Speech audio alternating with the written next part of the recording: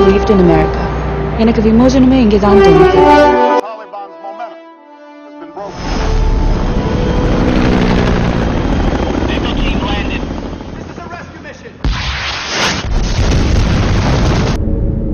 ذلك بما قدمت أيديكم وأن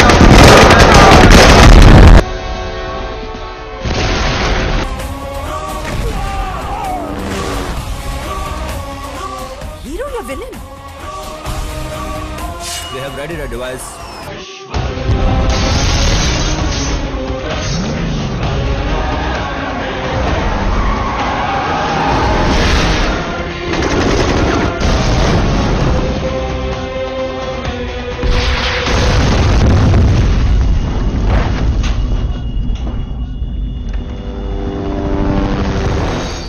കേരളത്തിലെ വിശ്വരൂപം എന്ന കമലഹാസൻ നായകനും സംവിധായകനുമായിട്ടുള്ള സിനിമ ഏറെ ചർച്ച ചെയ്യപ്പെട്ടുകൊണ്ടിരിക്കുകയാണ്. കേരളത്തിൽ ഇത് വലിയ ഒരു ചർച്ചയിലേക്ക് വലിച്ചിഴച്ചത് ഈ സിനിമയെ വലിച്ചിഴച്ചത് പോപ്പുലർ ഫ്രണ്ട് ഓഫ് ഇന്ത്യ ആണ്. പോപ്പുലർ ഫ്രണ്ട് കേരളത്തിൽ നടത്തിയിട്ടുള്ള പ്രക്ഷോഭങ്ങളാണ് ഈ സിനിമ വളരെയധികം ചർച്ചയാവുന്നതിന് കാരണമായിട്ടുള്ളത്. വിശ്വരൂപം പോലെയുള്ള ഒരു സിനിമയുടെ കാര്യത്തിൽ പോപ്പുലർ ഫ്രണ്ടിന്റെ നിലപാട് എന്താണ്? പോപ്പുലർ ഫ്രണ്ട് ഓഫ് ഇന്ത്യ ഈ വിശ്വരൂപം എന്ന സിനിമ എന്നല്ല, പൊതുവിൽ ഇത്തരം മതങ്ങളെയും മതചിഹ്നങ്ങളെയും ആക്ഷേപിക്കുന്ന ഏതുതരം സമീപനങ്ങൾക്കും പോപ്പുലർ ഫ്രണ്ട് എതിരാണ്. വിശ്വരൂപം എന്ന സിനിമ യഥാർത്ഥത്തിൽ കമൽഹാസനെ പോലുള്ള ഒരു ഉയർന്ന നടൻ, സംവിധായകൻ, നിർമ്മാതാവ് എന്നൊക്കെ പറയാവുന്ന ഒരു ഉന്നതനായ ഒരു വ്യക്തി ഇത്തരം ചിഹ്നങ്ങളെ ആക്ഷേപിക്കുന്ന ഒരു സമീപനം മുമ്പും സ്വീകരിച്ചിട്ടുള്ളതാണ്. പക്ഷേ ഇപ്പോൾ ഇങ്ങനെ പ്രതിഷേധം ശക്തമായി പോപ്പുലർ ഫ്രണ്ട് മുന്നിൽ വരാനുള്ള കാരണം ഇത് കണ്ടാൽ മനസ്സിലാകുന്നത് ഒരു കച്ചവട തന്ത്രം ലക്ഷ്യം വെച്ചുകൊണ്ടുള്ള മറ്റ് ഏതോ ചില താല്പര്യങ്ങൾ, പക്ഷേ സാമ്രാജ്യത്വ താല്പര്യങ്ങൾ വരെ ആകാം, അത്തരം താല്പര്യങ്ങൾക്ക് വേണ്ടി ഇസ്ലാമിനെ ആക്ഷേപിക്കുന്ന രംഗങ്ങളാണ് പലതും അതിൽ ചിത്രീകരിച്ചിട്ടുള്ളത്. കുറച്ചുകൂടി പറഞ്ഞാൽ ചില സാങ്കല്പികമായ ചില രംഗങ്ങൾ ഉണ്ടാക്കി, അതും വളരെ കോമാളി എന്ന് പറയാവുന്ന രംഗങ്ങൾ ഉണ്ടാക്കിയിട്ട് ആ രംഗങ്ങൾക്ക് ഹരം പകരുന്നതിന് ഖുർആനിൻ്റെ ചില വചനങ്ങൾ സാന്ദർഭികമായി അടർത്തിയെടുത്ത് അതിനോട് ചേർത്ത് ഉദ്ധരിക്കുന്ന രംഗങ്ങളുണ്ട്. അതുകൊണ്ട് നമ്മൾ മനസ്സിലാക്കുന്നത് മനഃപൂർവ്വം ഇതിൽ ഖുർആനെയും അതുപോലെ തന്നെ ഇസ്ലാമിക ചിഹ്നങ്ങളെയും ആക്ഷേപിക്കുന്നു, പരിഹസിക്കുന്നു എന്നതാണ്. അത് ഉണ്ടാവരുത് എന്ന തരത്തിലാണ് ഈ വിഷയം വരുമ്പോൾ ശക്തമായി ജനശ്രദ്ധയിൽ കൊണ്ടുവരുന്നതിന്, അധികാരികളുടെ ശ്രദ്ധയിൽ കൊണ്ടുവരുന്നതിന് പോപ്പുലർ ഫ്രണ്ട് ശ്രമിച്ചിട്ടുള്ളത്. ഇത് റിലീസാവുമെന്ന് കേട്ടപ്പോൾ തന്നെ തമിഴ്നാട്ടിൽ ഏതാണ്ട് 10-20ലധികം മുസ്ലിം സംഘടനകൾ പോപ്പുലർ ഫ്രണ്ടുമായി ചേർന്നുകൊണ്ട് തന്നെ സംയുക്തമായി ഇതിനെതിരെ സമരരംഗത്ത് വരികയും അതുപോലെ അധികാരികളുടെയും മറ്റുമൊക്കെ ശ്രദ്ധയിൽ കൊണ്ടുവരികയും ചെയ്തിട്ടുണ്ട്. അവിടെ താൽക്കാലികമായി കോടതി തടഞ്ഞിട്ടുള്ളതുമാണ്. കേരളത്തിലും അനുഭവം വ്യത്യസ്തമല്ല. ഇത് റിലീസാകുന്ന ഘട്ടത്തിൽ തന്നെ അറിഞ്ഞ ഉടനെ തന്നെ പോപ്പുലർ ഫ്രണ്ട് ആദ്യമായി ഇതിലിടപെടേണ്ടത് സർക്കാരാണ് എന്ന് മനസ്സിലാക്കിയപ്പോൾ സർക്കാരിനെ സമീപിക്കുകയാണ് ചെയ്തിട്ടുള്ളത്. സർക്കാരിൻ്റെ ശ്രദ്ധയിൽ ഇത് കൊണ്ടുവരാൻ രേഖാമൂലവും നേരിട്ടും ശ്രമിക്കുകയും അതോടൊപ്പം തന്നെ ജനകീയമായ ശ്രദ്ധ കൊണ്ടുവരുന്നതിന് ചില പ്രക്ഷോഭ പരിപാടികൾ പോപ്പുലർ ഫ്രണ്ട് സംഘടിപ്പിച്ചിട്ടുണ്ട്. ഇതൊക്കെ തികച്ചും ഒരു ഇന്ത്യയെ പോലുള്ള ജനാധിപത്യ രാജ്യത്ത് സ്വാഭാവികമായ പ്രതിഷേധങ്ങൾ മാത്രമാണ്. പോപ്പുലർ ഫ്രണ്ട് അല്ലാതെയും ധാരാളം സംഘടനകൾ അവരുടെ മതകാര്യങ്ങളുമായി ബന്ധപ്പെട്ട് വരുന്ന വിഷയങ്ങളൊക്കെ ഇത്തരം ആക്ഷേപങ്ങളോ അപഹാസങ്ങളോ ഒക്കെ ഉണ്ടാകുമ്പോൾ പ്രതികരിക്കുകയും ജനകീയമായ സമരങ്ങൾ ഉണ്ടാക്കുകയും ജനശ്രദ്ധ കൊണ്ടുവരികയും ചെയ്യുന്നത് സർവ്വസാധാരണമാണ്. അതുകൊണ്ട് തന്നെ ഈ വിശ്വരൂപം പോലുള്ള സിനിമ അത് മതത്തെയും അതുപോലെ തന്നെ ഖുർആനെയുമൊക്കെ പ്രത്യേകിച്ച് ആക്ഷേപിക്കുന്നു എന്ന് പോപ്പുലർ ഫ്രണ്ട് മനസ്സിലാക്കുന്നു. അതിനെതിരെ ജനശ്രദ്ധ ഉയർത്തിക്കൊണ്ടുവരുന്നതിന് പോപ്പുലർ ഫ്രണ്ട് ശ്രമിച്ചിട്ടുള്ളതാണ്. അതോടൊപ്പം അധികാരികളുടെ ശ്രദ്ധയിൽ കൊണ്ടുവരാൻ ശ്രമിക്കുക എന്നതാണ് പോപ്പുലർ ഫ്രണ്ട് നിലപാട്. ഈ അധികാരികളുടെ ശ്രദ്ധയിൽ കൊണ്ടുവരുന്നതിന് വേണ്ടി പോപ്പുലർ ഫ്രണ്ട് എന്തൊക്കെയാണ് ചെയ്തിട്ടുള്ളത്? പോപ്പുലർ ഫ്രണ്ട് കേരളത്തിൽ ചെയ്തിട്ടുള്ളത് മുഖ്യമന്ത്രി അടക്കമുള്ള മന്ത്രിമാരുടെ ശ്രദ്ധയിൽ, മുഖ്യമന്ത്രി, ആഭ്യന്തരമന്ത്രി, അതുപോലെ കൾച്ചറൽ മിനിസ്റ്റർ അടക്കമുള്ള ആളുകളുടെ ശ്രദ്ധയിൽ ഇത് കൊണ്ടുവന്നിട്ടുണ്ട്. അവരെ നേരിട്ടും അതുപോലെ തന്നെ അല്ലാതെയും ഇങ്ങനൊരു സിനിമ റിലീസാകാൻ പോകുന്നതായിട്ട് കേൾക്കുന്നുണ്ട്, താങ്കൾ ഇടപെടണം എന്ന് ആവശ്യപ്പെട്ടിട്ടുണ്ട്. പിന്നെ അതിൻ്റെ പ്രധാനപ്പെട്ട ഭാഗങ്ങൾ, അപകടകരമായ ഭാഗങ്ങൾ രേഖാമൂലം തന്നെ ഇവരെയൊക്കെ അറിയിച്ചിട്ടുള്ളതുമാണ്. ഇതാണ് പ്രധാനമായി അധികാരികളുടെ ശ്രദ്ധയെ കൊണ്ടുവന്ന് ആദ്യമായി ചെയ്തിട്ടുള്ളത്. സത്യത്തിൽ ഈ പോപ്പുലർ ഫ്രണ്ട് നടത്തിയിട്ടുള്ള ഈ സമരം കൊണ്ട്, പ്രതിഷേധം കൊണ്ട് ഈ സിനിമ വാണിജ്യപരമായിട്ട് കുറച്ചുകൂടെ ജനശ്രദ്ധ ആകർഷിക്കുകയും ജനങ്ങളിലേക്ക് ഇറങ്ങിച്ചെല്ലുകയും അല്ലേ ചെയ്തത്. ഈ സമരം കൊണ്ട് പോപ്പുലർ ഫ്രണ്ട് എന്താണ് നേടിയിട്ടുള്ളത്? ഇത് അങ്ങനെ പറയാൻ സാധിക്കില്ല. അങ്ങനെ ഒരു വാണിജ്യവൽക്കരിച്ചു എന്നോ കുറച്ച് ജനകീയമാക്കിയോ ഒന്നും പറയാൻ സാധിക്കുകയില്ല. അത്തരം ഒരു 4ാം തരം സിനിമ ആരെങ്കിലുമൊക്കെ കൊണ്ടുവന്നാൽ അതിനെതിരെ പ്രതിരോധിച്ചാൽ അല്ലെങ്കിൽ പ്രതികരിച്ചാൽ അല്ലെങ്കിൽ അതിനെ ജനകീയമായ ഒരു പ്രക്ഷോഭം സംഘടിപ്പിച്ചാൽ ജനകീയവൽക്കരിച്ചു എന്ന് പറയുന്ന അർത്ഥമില്ല. കാരണം ഇത് അവർക്ക് സിനിമ ഇറക്കാൻ അവകാശം ഉണ്ട്, പക്ഷേ അത് മതചിഹ്നങ്ങളെ അതുപോലെ തന്നെ മതഗ്രന്ഥങ്ങളെ അവഹേളിച്ചുകൊണ്ടാവരുത് എന്ന് ഞങ്ങൾ പറയുന്നുള്ളൂ. അങ്ങനെ അവഹേളിച്ചുകൊണ്ട് വരുമ്പോൾ സ്വാഭാവികമായും അവഹേളനത്തിനെതിരെ പ്രതികരണം ഉണ്ടാവുക എന്നതാണ് അവിടെ സംഭവിച്ചിട്ടുള്ളൂ. അവിടെ ഒരു കൂടുതൽ ജനങ്ങളെ ആകർഷിച്ചെന്നോ അല്ലെങ്കിൽ മറ്റോ ഒന്നുമല്ല നമ്മൾ ലക്ഷ്യമിട്ടത്. അങ്ങനെ ഉണ്ടായിട്ടില്ല എന്നാണ് നമ്മൾ മനസ്സിലാക്കുന്നത്. മറിച്ച് ഇത് കണ്ട ആളുകൾ തന്നെ പറയുന്നത് ഇതൊരു 4ാം കിട ബിസിനസ് താല്പര്യം വെച്ചുകൊണ്ടുള്ള ഒരു സിനിമയാണ്, ഇതിൽ കാര്യമായി ഒന്നുമില്ല, ഇത് ശരിക്കും മുസ്ലിം സമുദായത്തെ ആക്ഷേപിക്കുന്ന പരിഹസിക്കുന്ന രംഗങ്ങളാണുള്ളത് എന്ന് കണ്ടവർ നേരിട്ട് പറയുന്നുണ്ട്. അതുകൊണ്ട് തന്നെ വലിയ പ്രസിദ്ധിയൊന്നും അതിന് കിട്ടിയിട്ടില്ല, അങ്ങനെ കിട്ടുകയുമില്ല എന്ന് തന്നെയാണ് പോപ്പുലർ ഫ്രണ്ട് മനസ്സിലാക്കുന്നത്. സിനിമ എന്ന് പറയുന്നത് ഇന്ത്യയെ സംബന്ധിച്ചിടത്തോളം ഏറ്റവും, ഇന്ത്യയല്ല, സിനിമ എന്ന് പറയുന്ന മാധ്യമം ഏറ്റവും മനോഹരമായ രീതിയിൽ ആശയങ്ങൾ കൈമാറാൻ പറ്റുന്ന, കാണികൾക്ക് ഏറ്റവും ആസ്വാദനം നൽകുന്ന ഒരു നല്ല മാധ്യമമാണ് സിനിമ. അപ്പോൾ ഇത്തരം ഏറ്റവും ജനകീയമായിട്ടുള്ള ഇത്തരം മാധ്യമങ്ങൾക്ക് എതിരാണോ യഥാർത്ഥത്തിൽ പോപ്പുലർ ഫ്രണ്ട് ഓഫ് ഇന്ത്യ? ഒരിക്കലുമല്ല. സിനിമ പോലുള്ള ഇത്തരം ജനങ്ങൾക്ക് ഏറ്റവും പെട്ടെന്ന് ഒരു മെസ്സേജ് കൈമാറാൻ സാധിക്കുന്നതും ആസ്വാദ്യകരവുമായ ഒരു മാധ്യമത്തെ പോപ്പുലർ ഫ്രണ്ട് ഒരിക്കലും എതിർക്കുകയില്ല. അത്തരം ജനനന്മ ഉൾക്കൊള്ളുന്ന ആസ്വാദ്യകരമായ നല്ല സിനിമകൾ ഉണ്ടാവണം എന്ന് തന്നെയാണ് പോപ്പുലർ ഫ്രണ്ടിൻ്റെ നിലപാട്. എന്നാൽ അത് ഒരു ആക്ഷേപകരമാകുന്നത് അല്ലെങ്കിൽ മറ്റ് ഒരു മതത്തെ പരിഹസിക്കുന്നത്, നിന്ദിക്കുന്ന തരത്തിലാവരുത് എന്നും പോപ്പുലർ ഫ്രണ്ട് അഭിപ്രായമുണ്ട്. അതുകൊണ്ട് തന്നെ പോപ്പുലർ ഫ്രണ്ട് ഒരിക്കലും ഈ സിനിമ അത്ര നല്ല സിനിമകൾക്കെതിരല്ല, സിനിമ സംവിധായകർക്കെതിരല്ല, നടന്മാർക്കെതിരല്ല, നിർമ്മാതാക്കൾക്കെതിരല്ല. മറിച്ച് സൂക്ഷിക്കേണ്ടത്, ആരാണെങ്കിലും ഇത്തരം സിനിമകൾ നിർമ്മിക്കുമ്പോൾ സൂക്ഷിക്കേണ്ടത്, പ്രത്യേകിച്ച് ഒരു വിവിധ മതങ്ങൾ, മത അനുകൂലികൾ, അനുയായി ഒരുമിച്ച് ജീവിക്കുന്ന ഇന്ത്യ പോലെ രാജ്യത്ത് ഒരു വിഭാഗത്തെ മറുവിഭാഗവുമായി തമ്മിലടിപ്പിക്കാനോ സംഘർഷത്തിലാക്കാനോ അത്തരം തരത്തിലേക്ക് നീങ്ങുന്ന സിനിമകൾ നിർമ്മിക്കുന്ന ആൾ ശ്രദ്ധിക്കണം എന്ന നല്ലൊരു മെസ്സേജാണ് യഥാർത്ഥത്തിൽ ഈ പോപ്പുലർ ഫ്രണ്ട് നിലപാടിലൂടെ ഞങ്ങൾ കൈമാറിയിട്ടുള്ളത്. പോപ്പുലർ ഫ്രണ്ട് പോലെയുള്ള പ്രസ്ഥാനം ഇന്ത്യയിലെ ജനാധിപത്യ മൂല്യങ്ങളെ വിശ്വസിക്കുകയും അതിനുവേണ്ടി പ്രവർത്തിക്കുകയും ചെയ്യുന്നു എന്ന് നിരന്തരം അവകാശപ്പെടുന്ന ഒരു പ്രസ്ഥാനമാണ് പോപ്പുലർ ഫ്രണ്ട് ഓഫ് ഇന്ത്യ. പക്ഷേ ജനാധിപത്യ മര്യാദ വെച്ചുകൊണ്ട് അല്ലെങ്കിൽ ജനാധിപത്യ അവകാശം വെച്ചുകൊണ്ട് ഒരു മനുഷ്യന്റെ അല്ലെങ്കിൽ ഒരു സമൂഹത്തിന്റെ ആവിഷ്കാര സ്വാതന്ത്ര്യത്തിനെതിരെ കത്തിവെക്കുന്ന, അതിനെ എതിർക്കുന്ന നിലപാടുകൾ പലപ്പോഴും ഉണ്ടായിട്ടുള്ളത് CPM, സംഘപരിവാർ പോലെയുള്ള സംഘടനകളുടെ ഭാഗത്തു നിന്നാണ്. ആ ഒരു തലത്തിലേക്ക് ആവിഷ്കാര സ്വാതന്ത്ര്യത്തെ എതിർത്തുകൊണ്ട് പോപ്പുലർ ഫ്രണ്ടും ആ ഒരു തലത്തിലേക്ക് അധപ്പതിക്കുകയാണ് ചെയ്യുന്നത്. അതുപോലെ ഈ ആവിഷ്കാരം എന്ന് പറയുമ്പോൾ ആർക്കും എന്തും തോന്നിയത് പറയാമെന്നല്ലല്ലോ ആവിഷ്കാരം എന്ന് പറയുന്നത്. മറ്റൊരാളെ കുത്തിനോവിക്കുകയും പരിഹസിക്കുകയും ആക്ഷേപിക്കുകയും ചെയ്യുക, അതൊക്കെ ആവിഷ്കാരം എന്ന് പറയുന്നതല്ലല്ലോ. മറിച്ച് ആ പരസ്പര ബഹുമാനവും അതുപോലെ തന്നെ സ്നേഹവും ഐക്യമൊക്കെ കാത്തു സൂക്ഷിച്ചുകൊണ്ടാണല്ലോ ഈ ആവിഷ്കാരമൊക്കെ നിർവചിക്കേണ്ടത്.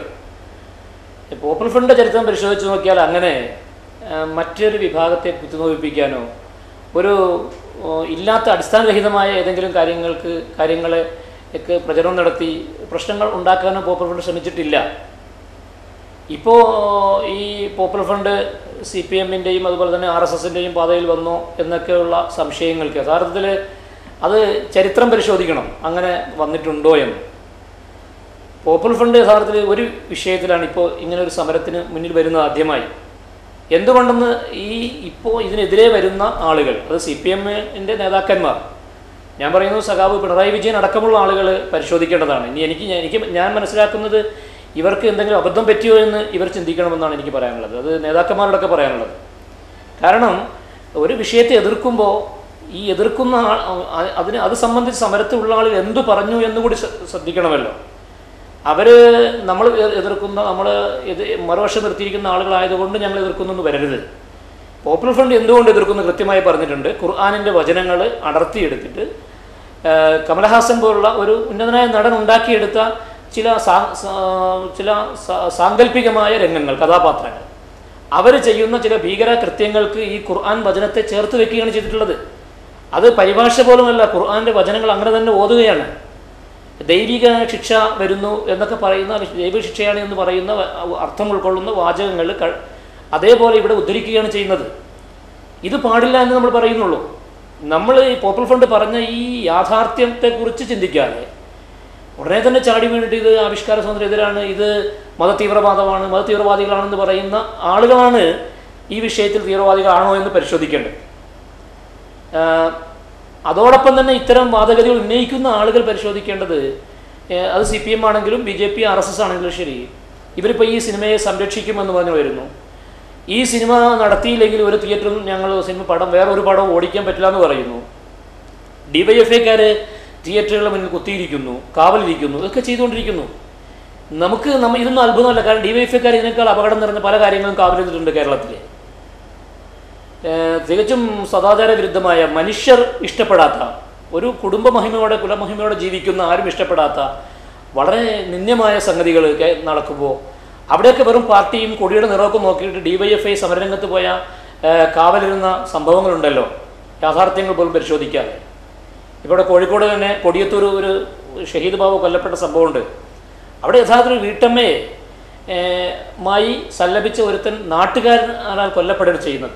പക്ഷെ അവിടെ സത്യത്തെ മനസ്സിലാക്കി സത്യാസത്യം വിവേചിച്ച് നിൽക്കുന്നതിന് പകരം DYFI പോലുള്ള സംഘടനകൾ ആ തിന്മയ്ക്ക് കൂട്ടു നിൽക്കുകയാണ് ചെയ്തിട്ടുള്ളത്. തിന്മയ്ക്ക് വേണ്ടി പക്ഷം പിടിക്കുന്നതാണ് നമ്മൾ കണ്ടിട്ടുള്ളത്. ഇതുപോലെ ആവിഷ്കാരം പറഞ്ഞുകൊണ്ട് പോപ്പുലർ ഫ്രണ്ടിനെതിരെ ഉറഞ്ഞു തുള്ളുന്ന ഇത്തരം ആളുകൾ ചിന്തിക്കുകയാണ്. ഇവരുടെ പഴയകാല ചരിത്രം പരിശോധിച്ചു. ഇവിടെ പിണറായി വിജയനെ എതിർത്തിട്ട്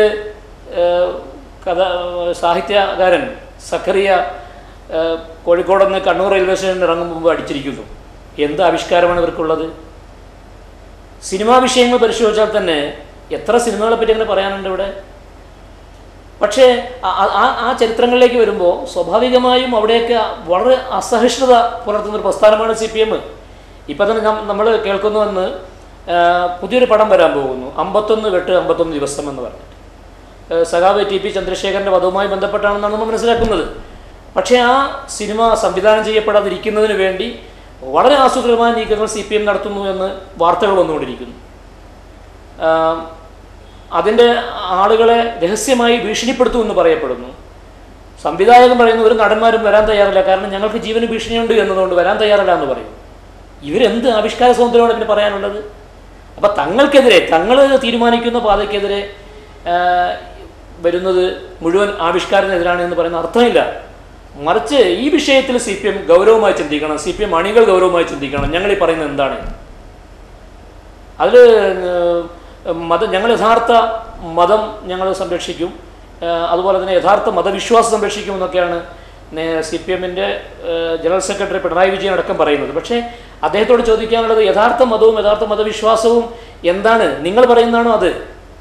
അല്ലല്ലോ, ഒരിക്കലുമല്ലോ. അത് ഞങ്ങൾ പറയുന്ന ന്യായമുണ്ടോ എന്നാണ് ആദ്യം നിങ്ങൾ പരിശോധിക്കേണ്ടത്. നിങ്ങൾക്ക് ധൈര്യമുണ്ടെങ്കിൽ ഒരു മേശയുടെ ഒരു സംവാദത്തിന് നിങ്ങൾ വിളിക്കുക. പോപ്പുലർ റെഡിയാണ്. CPM-ൻ്റെ ഉന്നതമായ നേതാക്കൾ ഇരിക്കട്ടെ, ഈ സിനിമയിൽ എന്താണ് സംഭവിച്ചത് ഞങ്ങൾ പറഞ്ഞുതരാം, എന്ത് വരാമായിരുന്നു എന്ത് വരരുതെന്ന്. ഞങ്ങൾ ഒരിക്കലും സിനിമയ്ക്കെതിരല്ല. പക്ഷേ ഇതിൽ ഞങ്ങൾ പറയുന്ന ഭാഗം നിങ്ങൾ സ്വസ്ഥമായി കേൾക്കാൻ തയ്യാറാകണം. അങ്ങനെ കേട്ടിട്ട് വേണം നിങ്ങൾ തെരുവിലിറങ്ങി ഞങ്ങളെ തടയാൻ. അല്ലെങ്കിൽ ഞങ്ങളോടൊപ്പം, ഞങ്ങൾ പറയുന്ന സത്യമാണെങ്കിൽ ഞങ്ങളോടൊപ്പമാണ് നിന്നിട്ട് അത് ചെയ്യരുത് എന്ന് പറയാൻ, കമലഹാസനോട് അത് ചെയ്യരുതെന്ന് പറയാനുള്ള ധൈര്യമാണ് കാണിക്കേണ്ടത്. BJP പറ്റി പറയേണ്ട കാര്യമില്ല. പ്രത്യേകിച്ച് എല്ലാവർക്കും അറിയുന്നതാണ് അവരുടെ ആവിഷ്കാര സ്വാതന്ത്ര്യമൊക്കെ. അവരല്ലാത്ത എല്ലാത്തിനും അതിർത്തിയുള്ള അസഹിഷ്ണുത കാണിക്കുന്ന ആളുകളാണ്.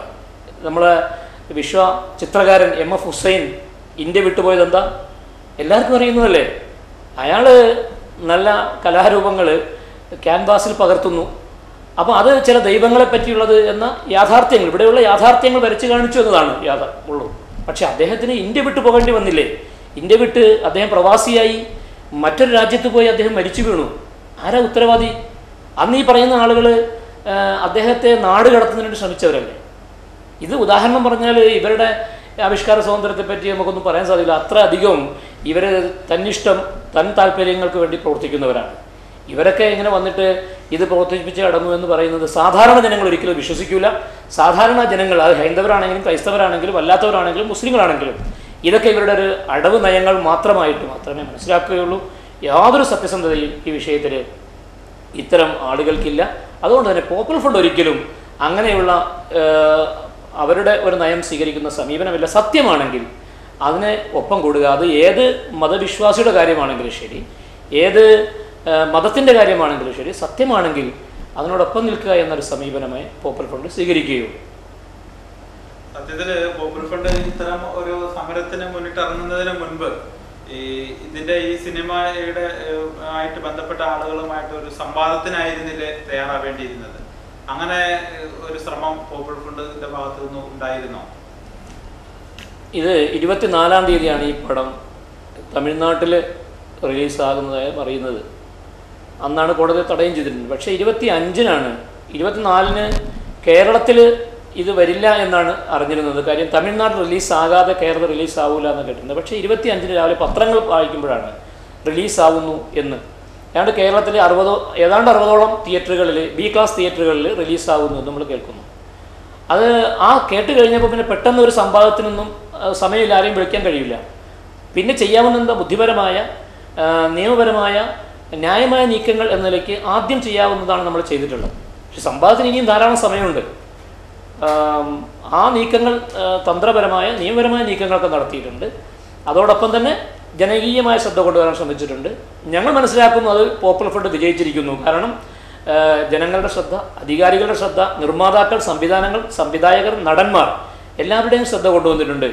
കാരണം ഇത്തരം അവഹേളനപരമായ കാര്യങ്ങൾ ഏർപ്പെടുമ്പോൾ സ്വാഭാവികമായും അവർ ഇതൊക്കെ മുന്നിൽ വെച്ച് ചിന്തിക്കുമെന്നാണ് ഞങ്ങൾ മനസ്സിലാക്കുന്നത്. അതുകൊണ്ട് തന്നെ ന്യായമായ, ആരോഗ്യകരമായ സംവാദങ്ങൾക്ക് ഇനി അവസരമുണ്ട്. പോപ്പുലർ ഫ്രണ്ട് റെഡിയുമാണ്. ആരോടും, സിനിമാ ലോകത്തുള്ളവരോട് സംവാദത്തിൽ റെഡിയാണ്, രാഷ്ട്രീയ നേതാക്കന്മാരോട് സംവാദം റെഡിയാണ്, ഭരണാധികാരികളോട് സംവാദം റെഡിയാണ്. അതൊന്നും പോപ്പുലർ മടിക്കുകയില്ല. അവരൊക്കെ റെഡിയായി വന്നോട്ടെ, ഞങ്ങൾ റെഡിയായി നിൽക്കുന്നുണ്ട് ഇവിടെ. ഈ ചർച്ചയും ഈ പോപ്പുലർ ഫ്രണ്ട് ഈ സിനിമ എതിർത്തതിനെ തുടർന്ന് കേരളത്തിൽ ഒരുപാട് ചർച്ചകൾ നടന്നപ്പോൾ ആ ചർച്ചകളിലൂടെയൊക്കെ മനസ്സിലായിട്ടുള്ള ഒരു സംഗതി, ഇതിനു മുൻപും വിശ്വരൂപം മുന്നോട്ട് വെച്ച സന്ദേശം വെച്ചുകൊണ്ട് ഇതിനു മുൻപും ഒരുപാട് സിനിമകൾ ഇവിടെ ഉണ്ടായിട്ടുണ്ട് എന്നുള്ളതാണ്. അപ്പോൾ അത്തരം സിനിമകളോടുള്ള പോപ്പുലർ ഫ്രണ്ടിന്റെ നിലപാടെന്ത്? മാത്രവുമല്ല, ഇത്തരം ഒരു സിനിമ പോപ്പുലർ ഫ്രണ്ടിന്റെ ആശയങ്ങളെ അല്ലെങ്കിൽ ഇസ്ലാമിന്റെ ആശയങ്ങളെ ഹനിക്കുന്ന സിനിമകൾ ഇറങ്ങുമ്പോൾ അതിന് ബദൽ സിനിമകൾ ഇറക്കിയല്ലേ സത്യത്തിൽ പ്രതിഷേധിക്കേണ്ടത്, പ്രതിരോധിക്കേണ്ടത്? അല്ല, അത് പോപ്പുലർ ഫ്രണ്ട് ഒരു ബദൽ സിനിമ ഇറക്കുക എന്നതിലേക്കല്ല വരേണ്ടത്. കാര്യം ഒരു പോപ്പുലർ ഫ്രണ്ട് പോലൊരു സംഘടന സിനിമ ഇറക്കിയതുകൊണ്ട് മാത്രം തീരുന്നതുമല്ല. എന്നാൽ സിനിമാ ലോകത്തുള്ള ആയിരക്കണക്കായ ആളുകൾ അവർ ഇത്തരം ചില വാണിജ്യപരമായ സിനിമകൾക്കപ്പുറം നല്ല സിനിമകൾ ധാരാളം ഇറങ്ങുന്നുണ്ട് ഈ ഇന്ത്യ രാജ്യത്ത്. മത ചിഹ്നങ്ങളെയും മതാചാരങ്ങളെയും വിശ്വാസികളെയും അല്ലാത്തവരെയൊക്കെ ബഹുമാനിക്കുകയും ആദരിക്കുകയും ധാരാളം സിനിമകൾ ഇറങ്ങുന്നുണ്ട്. എന്നാൽ ഇതൊക്കെ ഒറ്റപ്പെട്ട സംഭവങ്ങളാണ്. ഇത്തരം സിനിമകൾ കേരളത്തിൽ ഒരുപക്ഷെ മുമ്പും ഇത് വന്നിട്ടുണ്ട്. തമിഴ്നാട്ടിൽ ഇത് വളരെ കുറവാണ്, ഇത്തരം വരവുകൾ. അപ്പോൾ അതുകൊണ്ട് തന്നെ ഇങ്ങനെ ബദൽ സിനിമകൾ വേണമെന്നൊരു അഭിപ്രായ വ്യത്യാസമൊന്നും തർക്കമൊന്നുമില്ല. ബദൽ സിനിമകൾ അനിവാര്യമാണ്, ആവശ്യമാണ്. പക്ഷെ അതൊരു പോപ്പുലർ ഫ്രണ്ടിൻ്റെ മാത്രം ഒരു കർമ്മപദ്ധതി അല്ല ആവേണ്ടത്. ജനങ്ങൾ നന്മയിലേക്ക് ചലിക്കാൻ, അവരുടെ ജീവിതം നല്ലതാകാൻ, പരസ്പരം ഐക്യമുണ്ടാവാൻ, പരസ്പരം സ്നേഹത്തോടെ ജീവിക്കാൻ, അങ്ങനെ നല്ലൊരു ഇന്ത്യ ഉണ്ടാക്കിയെടുക്കുന്നതിനുള്ള ആരോഗ്യകരമായ സിനിമകൾ, നല്ല കുടുംബ ഭദ്രത ഉറപ്പാക്കുന്ന സിനിമകൾ അതൊക്കെ ഉണ്ടാവണം. അതിന് സിനിമാ ലോകത്തുള്ളവരും എല്ലാവരും ചേർന്നുകൊണ്ട് പ്രവർത്തിക്കണമെന്നാണ് പോപ്പുലർ ഫ്രണ്ടിൻ്റെ അഭിപ്രായം.